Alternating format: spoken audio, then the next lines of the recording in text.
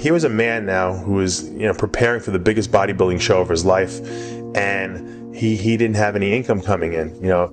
I don't know, at least in my mind, a better underdog story than this man. I mean, here he is a man who grew up with no parents, went from foster home to foster home, had to fend for himself in a very, difficult world, had no parental guidance, had no parental leadership, really had no one advising him on how to be a man or a person in society, in regular society. And here he was now, one of the top bodybuilders in the world, and he's still struggling with these same demons, so to speak.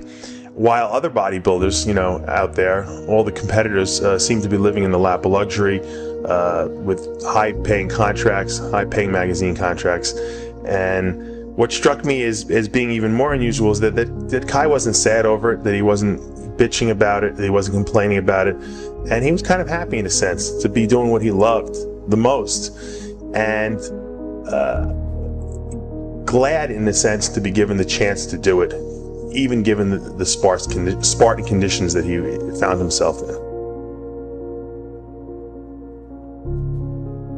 Successful people, I imagine, have to worry less about what the size of the obstacles are, the finances or the lack thereof, and all the other things that we can say represent the size and weight of the opposition.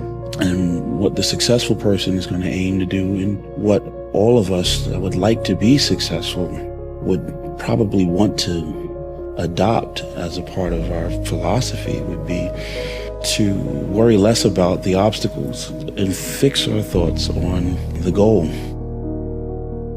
Did you feel you was going to win this show coming here tonight? Yes.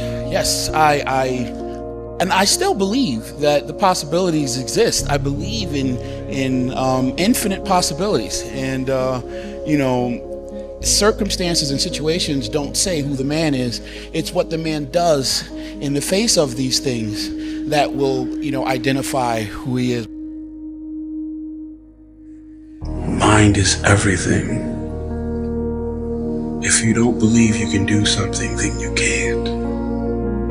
If you believe that your father was a bum and he left you, or your mother wasn't any good, if you believe that your upbringing was substandard and therefore you have to walk around as a refugee from that crisis situation for the rest of your life, forever bearing the burden of that experience, then that will be your life. It's like you have to save your own life. Nobody's going to be able to save it for you. So we have to do what we have to do, no matter what it is. In the journey of getting in shape, it's a long run, right? The person who's standing at the end with their hand raised isn't the person with all the genetics. It isn't the person with the most potential. It's the person that has the greatest perseverance, that's always willing to get out. The difference between a champion and a loser is that they both fail. It's that the loser allows the failure to stand for life. With a champion, even though he gets knocked on his ass, finds the fortitude to stand back up, reface that endeavor until it becomes his favor, until he wins. That's the difference. Champions get back up and do it again. And the difference between someone that's successful here or someone's a spectator here is that a person that's successful, they believe in themselves so much, and their belief overrides any crowd's disbelief. What does that mean to you, this victory?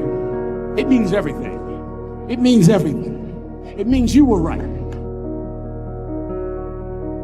It means that the people that didn't believe, they were wrong. It means that when you don't believe, you do yourself a disservice because it is wrong. So you got to believe. You got to believe in what you want to do. You got to believe in what you want to get accomplished, and believe that somehow, somewhere within yourself and in the universe around you, there are tools and resources that will be of aid and help the man that really wants to get done.